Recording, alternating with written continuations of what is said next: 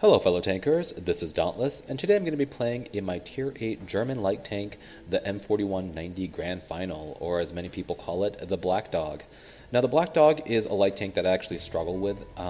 It's not my favorite light tank. It's got awesome DPM and maneuverability, gun depression, whatnot, but I feel like when I play this tank, I die very easily.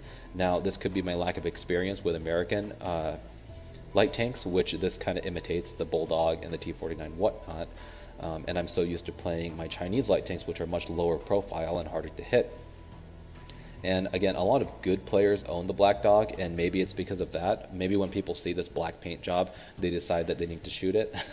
But I seem to die a lot in this vehicle, and it's kind of hindered my ability to get my third mark in it, which I've been working at, and I actually got it the other day, which was very hard to do. I had to do over 3k damage, I think, for 8 games in a row to push it from 92.5 to 95, and I think one of those games I did 6k combined of spotting and normal damage, to show you the caliber of games you have to 3 mark this thing.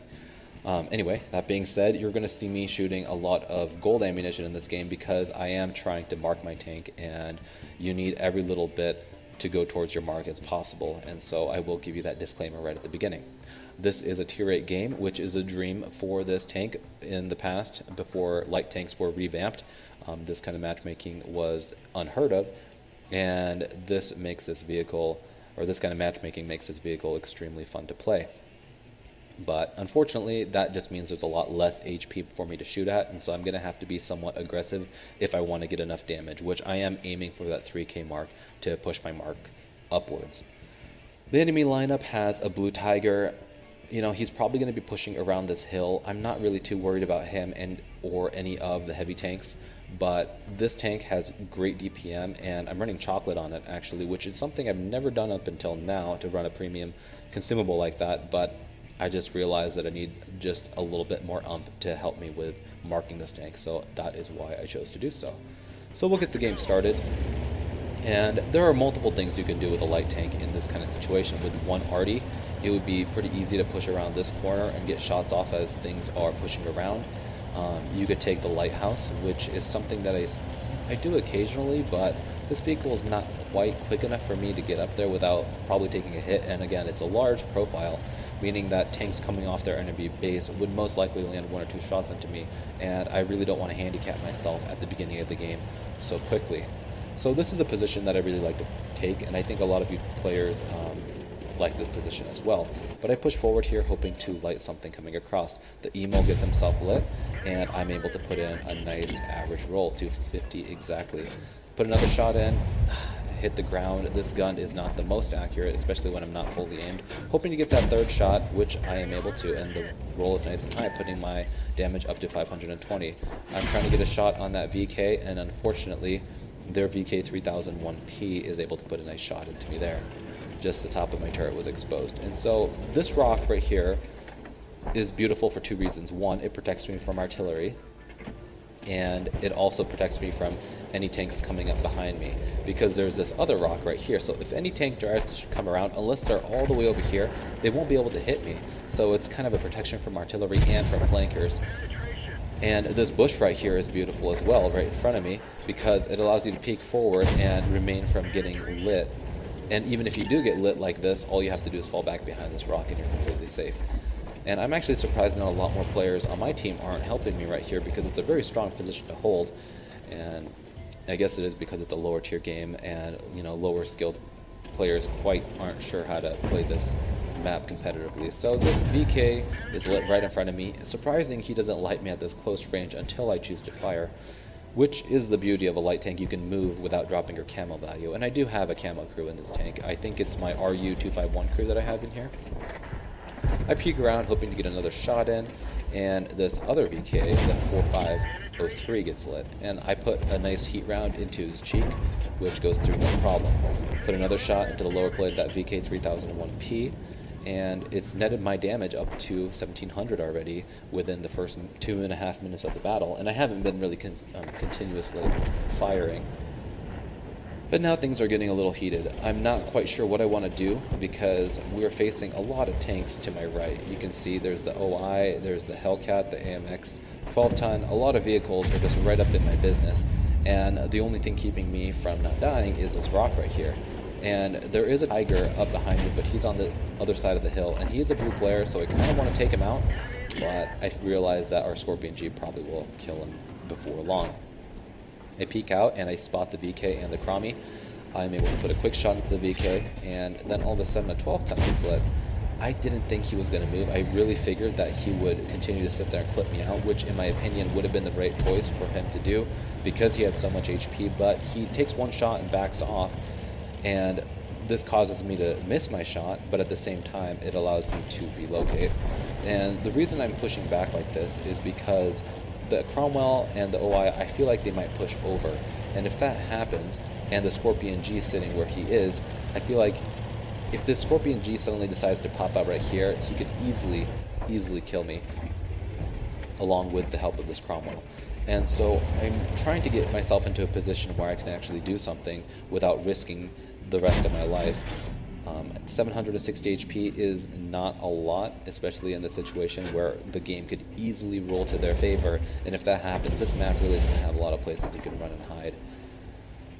So I'm really hoping to get another shot into this AMX 12-ton. I'm hoping that he'll back off and allow me to get a shot. I should have stayed there the second I saw him get hit because I knew he was going to fall back, but I'm getting a little bit antsy and I decided to relocate.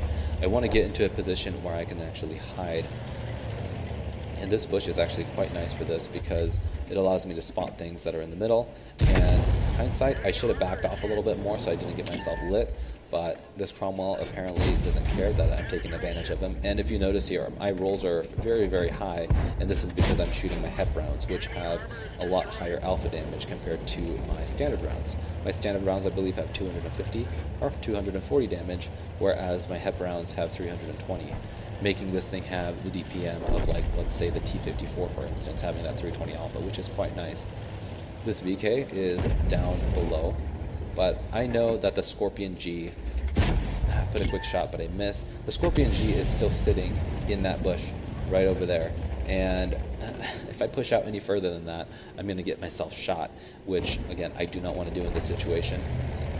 Our team could very easily die, and it's really up to me to play safely. It's very easy. I mean, it would be very easy for me to jump out there, put a few shots into that VK, kill him, and then flank this Emil, but all it would take is that Scorpion to put a shot into me, and then the VK to finish me off, or the Artie to track me or something, and it would be game over, because again, I don't know if my team has the capacity to win this for us or not. That Scorpion, I think, is still full life, which is very scary. I don't want to push forward to take the shot here because I don't know where that Scorpion is sitting, where he has an angle on me, and so I play it safe. I back off, and then I notice that the 12-ton is pushing towards the Scorpion G, meaning that the Scorpion will most likely get lit here pretty soon. And yep, I was right, there he is. I know he just killed our 12-ton, meaning he's still reloading, and I figure he might pop out, and so sure enough he does, and I'm able to put a nice shot into his turret. And he is still quite healthy, and so I gotta be really careful if I want to play smart enough to take him out. Now the VK kills our KV2. That's 2 tanks down, and now it's getting a little bit more close of a game now that we've lost our light tank. And I'm waiting kind of for our VK and our T20 and our FV to push around this corner because this VK is completely preoccupied with me, and I'm hoping that he will be distracted and turn around.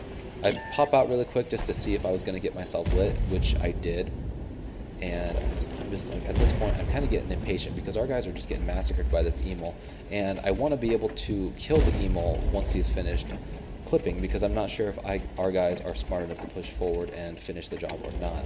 But this VK is turning completely around now, so I realize it's a great situation, a great chance for me to push forward. Put a nice heat shell into his upper plate, which goes right through it, and I realized that the Scorpion got lit again. I don't know if I was the one that lit the Scorpion or not, but I quickly turned around and put another shot into him. I believe that connected, but unfortunately that caused me to get hit by this VK. Now I really have to take this VK out. Unfortunately, I rolled high, but I didn't roll high enough to finish him off, and at this point I'm getting kind of impatient. He's backing off, and I know that the carcass of this dead vehicle will most likely hide me from his gun. I quickly load a HEP round, meaning I can hit him anywhere and it will kill him, and I just put a quick shot into him. I didn't really aim it, and I was able to successfully take him out. Now it's down to us and the Scorpion G, and this is going to be hopefully an easy win from this point on. I've already done 3,300 damage, which is, I am the top tier, but that is, a good amount of damage. At this point, I realize I can afford to be a little bit more risky because I have got my goal of 3,000 damage, which is what I wanted. And this means that my marks will not down.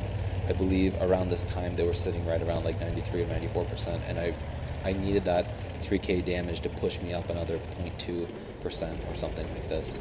So I get up here. I still think that Scorpion is sitting in that bush. I'm not entirely sure, but I decided that I should start shooting in that general direction. I saw the explosion of my HEP round hitting the dirt behind where I fired, and I realized that he's probably not there anymore. I'm waiting to see what our team does. I'm thinking the FV 4000 or 4202 would be able to light him here, and if he does, I'll be able to put another quick shot into him. But unfortunately, he is not lit. And the T-20 is pushing the base. I'm hoping that maybe artillery will get lit at some point, and in this position, if he's close enough, I will be able to get a shot into him.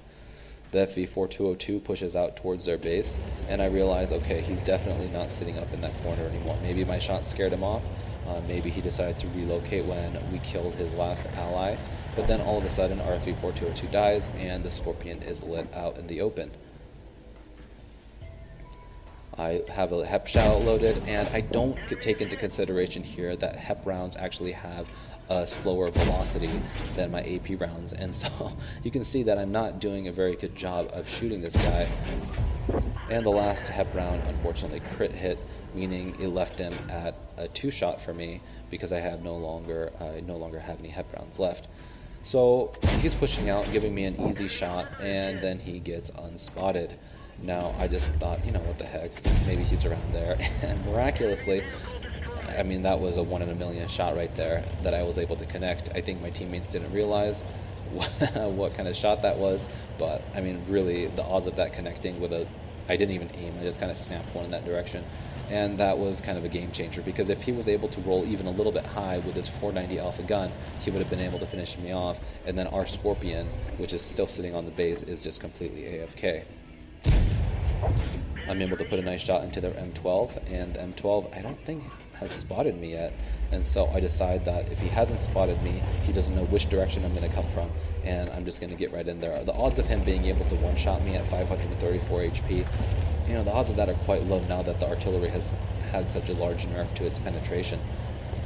So I get my speed going, I get myself up to like 65 kilometers an hour, and I just rush him, and before he even has a chance to turn around, my speed outspeeds his traverse, and I'm able to take him out. So that was a nice game that I had in my Black Dog. I was able to get 4 kills, 4,300 damage and 800 assist.